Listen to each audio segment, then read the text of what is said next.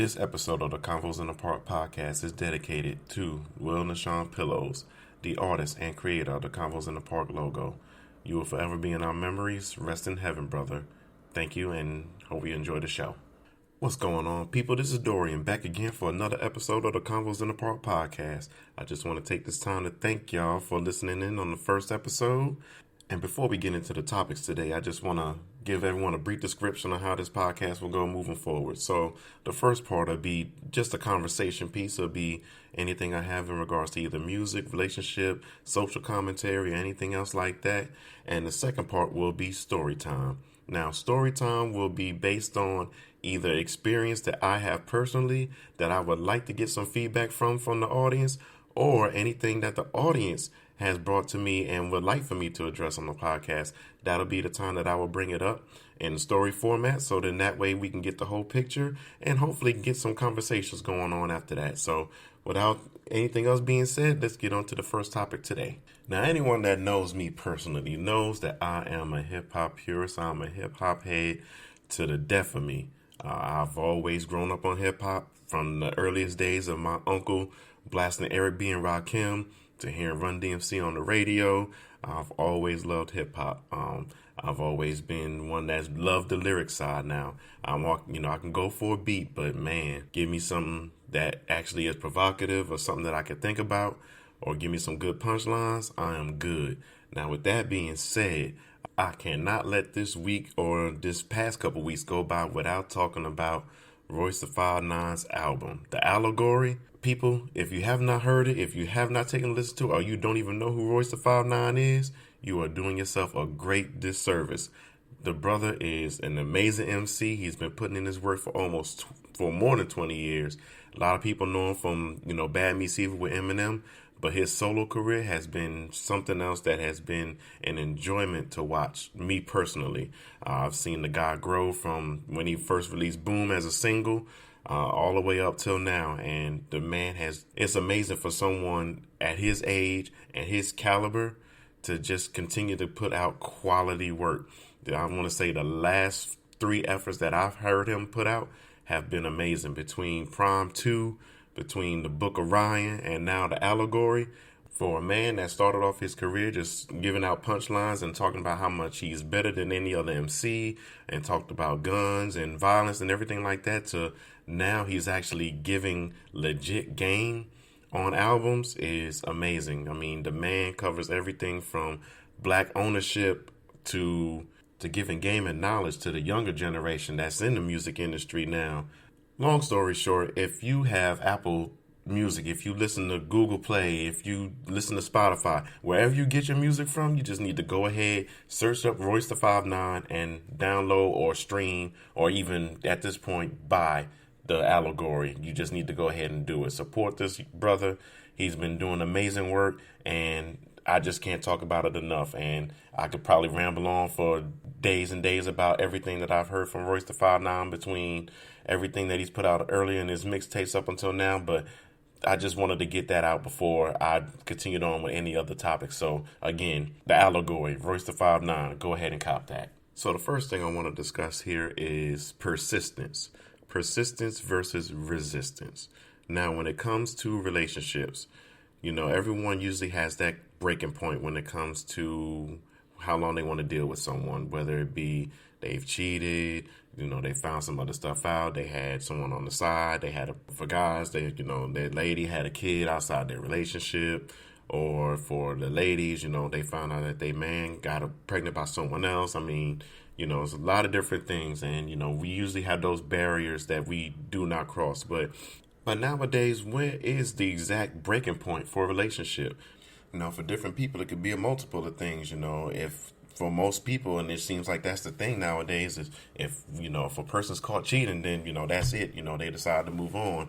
For some people, it could be, if they're not able to take care of their, financial situation, then that's another reason to call it quits. And for some people, this is, you don't talk to me the way you used to, or you don't, hug me the way you used to. It could be a multitude of things, but, I just really want to get down to the point of, what is the, breaking point for a relationship, because back in the day, people would stay together for 40, 50, 60 years, and they would be going through different things. They could be going through domestic violence. They could be going through cheating. They could be, outside of relationship, pregnancies and stuff like that, having kids outside the relationship, the marriage. And somehow, some way, they would still find a way to, to stick through, talk it out or what have you, and still be together. But, nowadays, relationships don't last as long. The average relationship nowadays is a couple of months. You'd be pretty hard pressed to find a relationship that lasts longer than that period. Should you even be more hard pressed nowadays to find a marriage that has stuck longer than 10 years? For someone that's been in the military as long as I was, I've seen and known plenty of Marines that would be married, a year or two down the line. Next thing you know, they're getting a divorce. And it could be, again, it's for multitude of reasons. And for military, unfortunately, the worst one is cheating. And again, being in the military, it's very rare that you find someone in the military, whether it be a civilian that you met while you were serving in the military, or you met someone that you actually, in the service with, that you ended up, having a relationship with and then ended up marrying. But to have that and to last longer than a year, that is a very rare find, at least in my eyes. Most of the people that I've seen that either came into the military married at a young age or found someone while they were in the military that they were actually serving with, usually doesn't end that long. But enough about the reasons for, relationships ending. Let's actually talk about some of the things that can help a relationship go. Let's get back into that persistence. Now, normally when we meet, our significant other, it's always that one thing that always stands out about them, whether it be their smile, whether it be, the way that they have their hair done for guys, or, the way that he may smell, or the way that he keeps himself together, or the way that he respects you more than anyone else that you ever met, or anything else in that regard. I mean, there's a lot of reasons why we fall in love with the person, but, are those the same things that keep us together? And that's something that I've, sat back and thought about for a bit. I mean, we get into these relationships, but, sometimes it's hard for us to keep it together. And one of the things that we strive for, we look back to all those good moments, all those good moments enough to hold a relationship together. Is it strong enough? Are those good times strong enough to keep the bond going, even through our worst times? Because if for anyone to think that a relationship is always going to be good, they are wrongly mistaken, and they have not been in relationships enough to know that, there's always going to be the ups and there's going to be downs. Now, the thing is, are you going to be persistent enough to fight through the downs, to get through those ups? And one of the things that I like to think about when it comes to those downtimes are the positives about someone. All those positive things about someone going to be enough to keep you going in the relationship? Is it enough to keep you wanting to stay there and work things out? Because the one thing I have noticed in my experience with relationships, it is way easier to leave than it is to stay. But the thing is, are you willing to make that fight to stay? Because it's going to take more than just that smile to keep you around. It's going to take more than just, the way that they hug you close that's going to make you want to stay. I mean, do they respect you? Two, or do they respect the relationship? Three, do they respect the boundaries of the relationship? I mean, do they, they keep friends, out of the relationship? Because that's one of the biggest things that can be a downfall, is having our friends too much in our relationship. It's okay to go to our friends and vent and have them, try to understand what we're going through. But you don't want to give out too much information, because at the end of the day, that friend is going to ride for you 100% more than they will for the significant other. And, if you get into it with your significant other, then you go run back and tell the friend. Now, the friend got all these negative ideas about it, and, they telling you to go, but you definitely don't want to leave right then at the moment. You just wanted to come to your friend and vent. But now, you got all your friends thinking that, your significant other is trash and, they don't need to be around you. And you decided that you want to work things out and try to stay. Now you got to deal with your friends' ideas of your significant other being around. And that's always going to be some negative energy around the relationship. But again, what are the specific traits that you're looking for someone that'll help you have that persistence in a relationship to make you want to fight through it? Do they handle their business? Are they a hard worker? Do they look out for their kids? Do they look out for your kids if you have kids? If they treat your kids as their own, then I mean, that's definitely a quality that you cannot find in anyone nowadays. I know one of the biggest things that a lot of people kind of give me respect for, and it's just me, speaking on my own personal situation.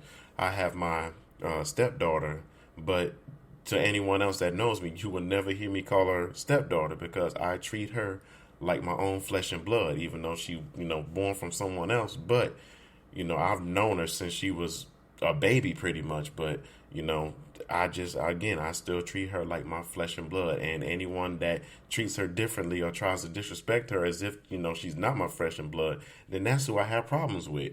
And, that kind of quality in someone is definitely a rare find.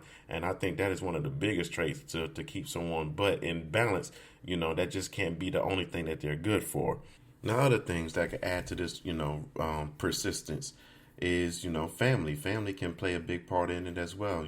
If they have a good family and, you come from either a broken home or your family, is kind of disjointed, or you don't have that kind of connection, to your family as they have to theirs, that usually causes someone to stay because now you're pretty much trying to fill a void that you don't have. And, family can be a big one to keep somebody around. And the biggest thing, especially if, let's just say you didn't have a mother figure, but they have a good mother figure, or their mother's in their life, playing an active role. Now you want to get closer, because you're trying to build that bond to a maternal figure that that you either lacked or just weren't able to have, as a kid growing up, and you're looking for that. Or, even still, even whether it be a mother or it could be the father, or just a paternal or maternal figure in your life that you've been lacking, that can cause you to have some persistence because you want to continue to be around that positive environment. But if the person that you're dealing with is toxic enough that, you want to sacrifice, dealing with that person just to have, the good family around, then I think that is definitely something else that we need to discuss and talk about. Now, another thing to look into is, does a person have dreams? Does a person have goals? Because anyone that doesn't have dreams or have goals for themselves, or is just going by day to day, I mean, if they don't have anything planned for themselves for the future, then that can definitely cause problems because they're just living life in the moment. And not saying that that's not a good thing. It has its balance, but someone at the end of the day that's not looking forward to, creating a better life for themselves, and, they just sit around all day and complain, or, they say how they're, these opportunities are not for them, or they're not seeing the opportunities to better themselves, then that means that they're not looking hard enough, because in this age of information, there is more than one way to make your money. And even if you got to start with a little side hustle, doing Ubers or something like that, at least if they have some get up and go, then that's something that definitely needs to be, a trait for you to have that kind of persistence to want to make a relationship work. If they just want to sit around and play video games all day, or, complain about multiple things, or, they just freeloading off of you, then it might be an opportunity to just pack up and get away from that individual. Now, let's discuss what I feel is the biggest false resistance for a relationship, and that is children. Now, I'm not saying that children, are a bad thing not to fight for, but when it comes to a toxic relationship and trying to fight to stay in a toxic relationship just for the sake of the children, that is not healthy for you. That is not healthy for the other parent. That is not healthy for the child. The best thing to do in that situation is to just work something out between each other, so that way the kid is not seeing the bad side of each parent, and we're not, showing that kind of stuff, because the one thing that a child will always latch on to and remember is how they saw their parents grow and how they saw their parents grow up. And if they continue to see, the parents fighting at each other, screaming at each other, then that's not conductive for their future, because they're thinking that that's how relationships are supposed to be. And as the parents, we're supposed to set the best example for our children. And the best example is to have them be in the best loving environment that we can have for them, whether it be by ourselves, whether it be, split households, or whether it be together. But, we have to be able to show that love for that child and set the best example for them. Because, again, as Whitney Houston said, the children are our future. But now let's get into when we should have resistance for a relationship and when we should go. Now, this is not part of the story time segment that I talked about at the beginning of the podcast, but I do want to bring this story up because I think it is a good story for resistance. And hopefully, through this story, hopefully we can get some clearer insight and see some of the things that we can do that'll help us to resist. Now, I've known someone that was in a marriage for, I want to say, just about over 10 years. And in between those 10 years, their spouse was always caught cheating. Not cheating just once, not cheating just twice, but cheating on multiple occasions. And even on the last occasion, had a whole, I don't like using this word, but they had a, completely different relationship on the side that lasted for several months. They married, had 2 kids. They just recently moved into a house. But, I had all this stuff going on. And, at the end of the day, they have people. And, of course, they always have their friends that they want to go to and talk to. And their friends are always saying, oh, no, you shouldn't deal with that. The best thing for you is to, find your own happiness. If that person is not happy with you and they're constantly cheating, then that means that's, it's something wrong with them. Or, they may see something wrong with you. But you yourself do not have to put up with that, especially if you're not feeling loved. And sometimes we just got to build up that resistance to leave. And, sometimes it may take longer than others, to build that resistance up. But at the end of the day, we have to be concerned about our happiness. We can't always be concerned about, what the other person has, because if they're not giving it back to us and we're not receiving it in some way, form, or fashion, then we're not built or equipped enough to even give out the love that we're searching for, because we're not full of love on ourselves to be able to want to leave and respect ourselves enough to leave in certain situations. We have to have that self-worth in ourselves to be able to stand up, for things, especially when it comes to our relationship and our heart, because those are most fragile things that we have. And if we fail ourselves as far as trying to find love and searching for love in all the wrong places, then all we're doing is building up bad memories and bad situations as a barrier for the right person that could come along and change your life, or show you the love that you've been lacking or been wanting and been searching for. But your walls are built up so bad because of past relationships, because of past bad doings, that we just end up neglecting, or we have someone that's right in front of us giving us the things that we want, but we don't know how to receive it, because we haven't taken that time to have that self-love for ourselves.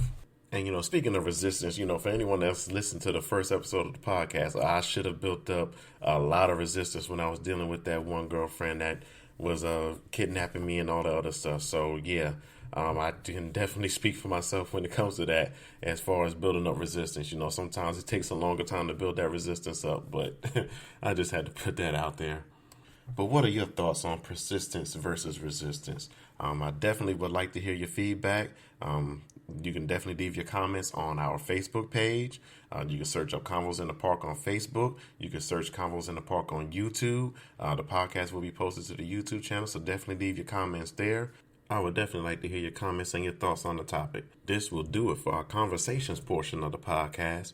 And now it's time to get into story time. But as going forward, if you have any stories or anything that you would like to get opinions on or like to share with the podcast, please feel free to email it at convosinthepark@gmail.com. Again, that is convosinthepark@gmail.com, all one word.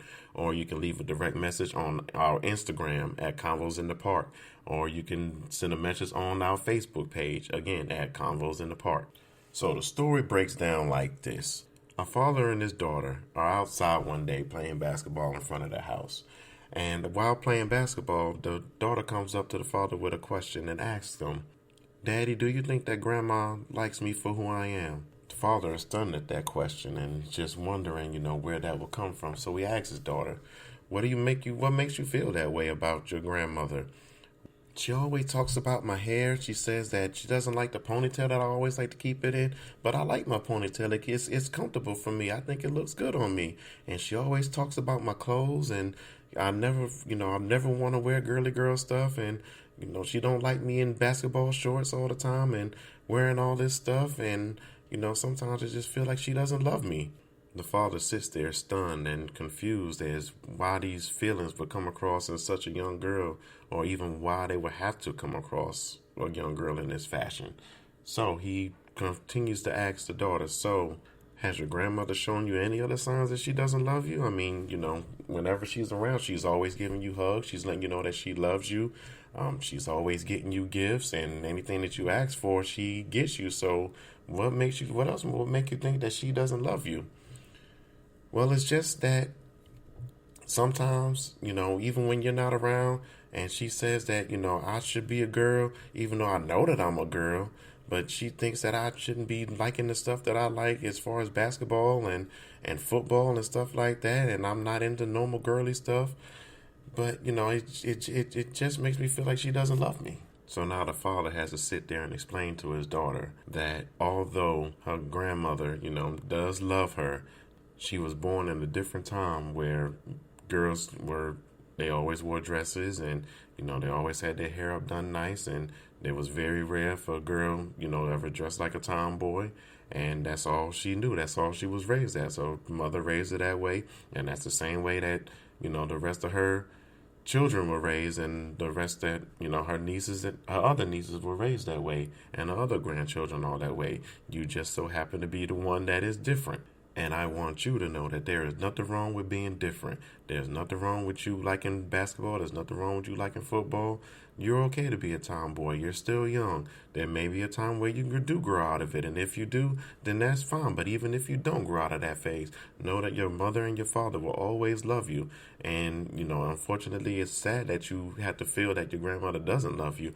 But your grandma does love you. She just doesn't know how to adjust to the times, and unfortunately at that age, they normally get stuck in their traditions and the way that they were raised, and it's hard for them to adjust to anything new or anything that's real different, and that's all that they know because that's what got them through life. And unfortunately, that sometimes can come with different ideas. Now, this is a very difficult conversation to have with a child, especially if they're different than what the rest of the family is used to, or different in many different aspects. And it was a story that that came across, and I just I felt that it would be something that would be perfect to address on this podcast and to get different ideas on. So I would like to hear your comments and your ideas in the comments, again, on Facebook, YouTube, Instagram, Twitter, wherever Convos in the Park is. And again, I want to thank everyone for taking some time out of their day to come listen to me talk, and hopefully we can have some more conversations about everything that was discussed in this. I would definitely, again, like to hear your comments and ideas in regards to resistance and or persistence in a relationship, as well as to the story time. This is Dorian, again, signing out for Convos in the Park. And as I always say back on the YouTube channel, are you in that convo yet? Why not? Talk to you later. Peace.